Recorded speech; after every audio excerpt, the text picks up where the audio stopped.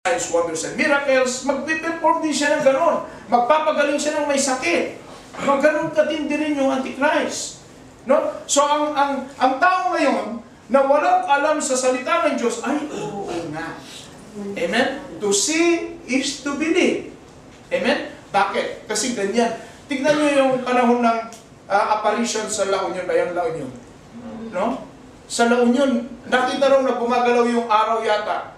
Dinagsa ang buong La Union. Kumita tuloy yung mga magtutupig, yung mga nagtitinda rin sa tabi-tabi. Yun ang kumita. Pati yung si Judel.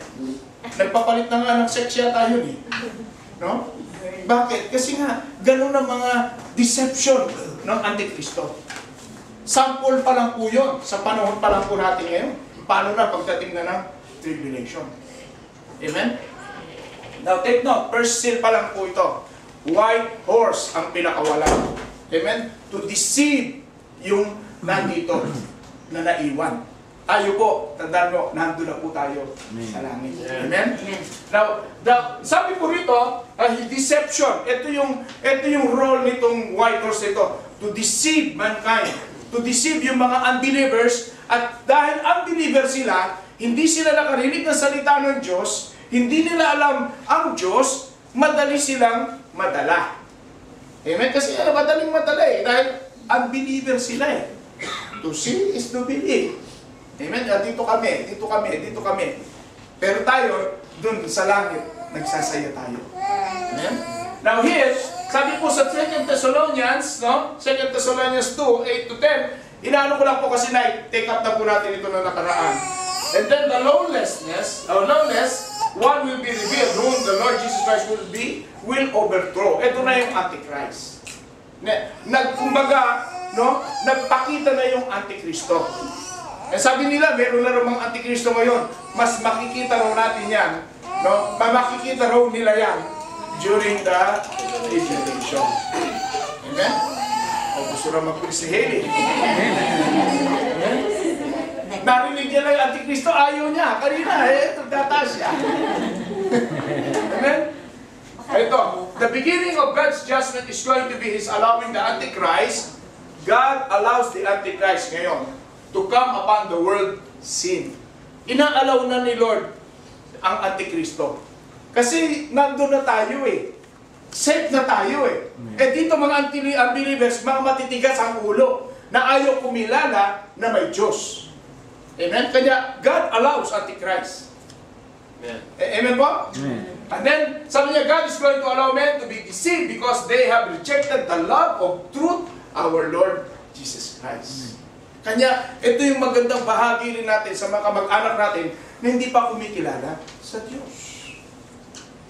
And then, therefore, God is going to send a strong deception through Antichrist. And then, men are going to give their kingdom to him. Si Antichrist na, no? Man will give their kingdom to him. And that, sabi niya, they are going to sign treaties and agreements. Bakit? Kasi ayaw nila na mabulabog din sila. Kaya makikipag-sign ng agreement sila ngayon sa Antikristo. Amen? Ganun din ang Israel. Amen? So, ang Antikristo ngayon, dahil siya na yung namumuno, sino niya, no? Kaya niya na kontrolin ang mundo. Amen? Sabi ko sa Thessalonians 2:11, for this reason, God sends them a powerful delusion so that they will believe the lie. Bakit? Kasi nga, unbeliever sila eh. Amen? Maaaring yung iba nakarinig, pero matigas ang ulo, ayaw tanggapin ang ating Panginoon. Amen? Now, sa Revelations 3 and 4, ito naman yung second seal. Yung second seal, ito na yung red horse. Hindi po itong inumin. Red horse, ito yung symbol ng war. Pag sinabi mong red, war. Bakit? Kasi may sword siya. No? At may dugo na dadana. Pansinin nyo, kanina, wala. Contest niya lang. Dideceive niya lang. Pero ito, meron na siyang hawak na sword. Amen? That symbolizes war. He is the rider who has a power to take peace from earth so that men will kill each other. O, ganyan. Na-deceive niya na, pwede niya silang bula-bulahin, ikut-ikutin ang utak nila. Amen? And then, he is the rider who is given large sword. Bino mo, large sword yun. large sword, based dun sa Revelations 3 and 4. And then, he is the rider of strife, violence, assault, lahat ng mga kaguluhan, lahat ng division, lahat ng klase. No? Kanya. Kasi Antichrist. Now, he is the rider that divides race against race. Pinag-aaway niya yung mga yan. No? Class against class. Neighbor against neighbor, nation against nation. He is the rider who takes peace from earth and causes every kind of division he can. Biro mo, nagkakagulo na nga rito, no? Ganun pa yung trabaho niya. Amen? Guguluhin at guguluhin niya yung mga tao. Amen? Now, Revelation 13:7 to 8, he was given power to make war against the saints and conquer them. Ito ngayon, against the saints. So, dito sa Revelation 13, dito, may mga kikilala pa rin dito. Bagamat, nandun na tayo sa langit, no? Meron pa rin kikilala during the tribulation stage. Bakit? Kasi nga, sabi ng Panginoon, the evangelism continues. No? At ang gagamitin ng Panginoon, yung 144,000 remnants ng Israel. No, mamaya pupuntahan po natin yun. So sila yung magpapalaganap ng salita ng Diyos. At dahil silyado sila, no, may kapangyarihan kung paano niya kita si Benny Hinn na mag-lay hands ng mga may sakit at magpagaling ng may sakit. Ganun ang mga 144,000 na remnants ng Israel. Very powerful yung Espiritu ng Diyos ay nasa kanila. Amen? Now, ito po yung, kanya nga sabi niya, the saints and to conquer them. Now, yung mga kumilala ngayon, dahil si Antikristo na yung namumuno rito, no, eh hahabulin sila. Dahil yung mga Kristiyano na kumilala during the tribulation, wala silang ibang pupuntahan kundi mamundok na lang. Dahil hindi ka pwedeng mamili kung wala kang tatak. Yung 555 ba yan? O 666. Sardinas. Sardinas pala yung 555. Amen? Amen po? Amen. Now, sabi sa Revelations 5 and 6 naman, ito na yung third horse. No, yung third seal, no, the black horse, which symbolizes famine. So, kanina, war, ito naman ngayon, no, famine, taggutom. Bino mo, katatapos ng giyera, nagkakaroon pa ng giyera, nagkakaroon taggutom. Bakit? Wala na nagtatanim eh. Wala nang nag-aasikaso sa mga palayan o sa mga crops. Dahil nagkakaroon ng giyera, ito na ngayon yung famine. At tingnan nyo, may dala siyang, ano yan? Imbangan. That means, economist itong Antikristo na ito. Economist siya. No? At dito sa economy niya, control nila ang economy. Kanya nga sabi niya rito, he has the power to control the economy and the distribution of food. Yung panahon na yon, may rasyon na ng pagkain. No? Nagkakaroon ng rasyon na dahil nagkatata ng gera, tapos may deception, may gera, no? Wala talaga nagtatrabaho sa field. No? Kanya magkakaroon ng rasyonan sa pagkain. Food will be rationed in the end time. Biro mo, irarasyon ang pagkain. The result of war is often famine, and the end time will be no different. Pag may gera, may taggutom. Amen? Kahit dito, nangyari sa atin yan during yung panahon ng hapon. Di po ba na? Hindi ko na inabot yun. Bata pa siguro sila. Amen. The only difference is that the famine will be far more severe and involve far more people. No? Sa panahon na ito, no, mas matindi ang taggutom. Eh kung nakita natin yung mga batang negros na nagpapayatan, baka ganun din ang makikita natin. Makikita natin kasi nandun na tayo sa langit. Amen. Now, no, this rider has a set of scales to measure out the wheat basic. At dahil na nagkakaroon ng rasyon, may bayad din ang pagkain. Yung sweldo mo sa isang araw is enough to buy a quarter of wheat.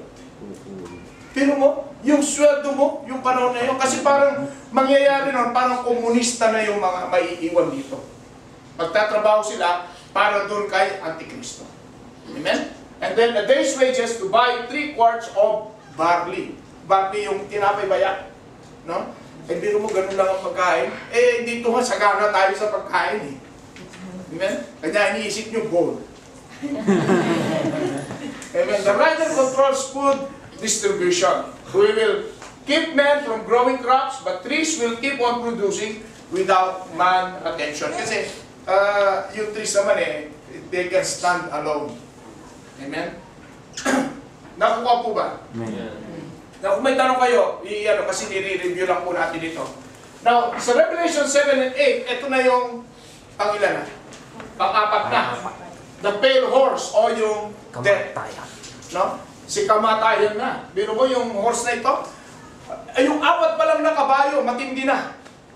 No? Yung 4 pa lang na kabayo, kasi itong death na ito, lahat na klase ng kamatayan makikita mo dito. Amen? Dito sa Revelation 7 and 8. 6, 7, 8. The rider has a name that is death. Eh, pangalan pa lang, talagang kamatayan na. Amen? And sitting right behind him is Hades or hell. No? Katabi niya yung hell, kasi kamatayan. And then the realm of the dead, his very name announces that some terrible devastation is about to be set loose upon the earth. Patikim pa lang ng Antikristo. Biro mo, patikim pa lang. No? Eh marami na ang magugunaw. At sabi niya rito, the rider is given the power to cause unbelievable pain and suffering. No? Eh dito nga, wala ka lang pera, suffering na. Eh paano na kaya itong suffering na ito? He is personally responsible for killing ilan? 1/4 of people on earth. Yung may iiwan rito, responsible siya, no? Ang role niya ay patayin yung 1/4 na yun. Biro mo, 1/4. Biro mo ilan na matitira nun? Ha? 3/4. 3/4 na yung matitira nun. Eh, ang dami pa. Pang-4 pa lang po na sin ito. Amen? Pero sabi niya, war and genocide by deliberately setting a policy to destroy certain races or groups of people. And then, ito po yung 4 horses. No? Yung, ano yung white? Antichrist. Antichrist, ano niya? Conquest. Diba? Conquistador. Yung red? War. Yung black? Famine. Yung pale? Death. Pale, kanya nga, patay na eh. Di ba anong kulay ng patay? Ha? Amen? So, yung pa lang, no? Yung pa lang na portions na ito, matindi na ang mangyayari dito sa mundong ito. Amen? Kaya nga po, dito sa verses 6, chapter 6, verse 9 to 11, ito ngayon, yung papunta tayo ngayon sa 5th seal. No? Now, dito, when he opened the 5th seal, no, nakita ni John na binuksan ng ating Panginoong Hesus yung 5th seal, I saw under the altar the souls of those who had been slain because of the word of God and the testimony they had maintained. No? And then sabi niya, they called out in a loud voice, how long, sovereign Lord, holy and true, until you judge the inhabitants of the earth and avenge our flood. And take note, sabi sa 11, then each of them was given a white robe. Ano ba yung white? Symbol of unity, di ba? And then, until the number of their fellow servants and brothers who were to be killed as they had been was completed. Now, tingnan po natin itong 5th seal na ito. Ang 5th seal, the slain martyrs.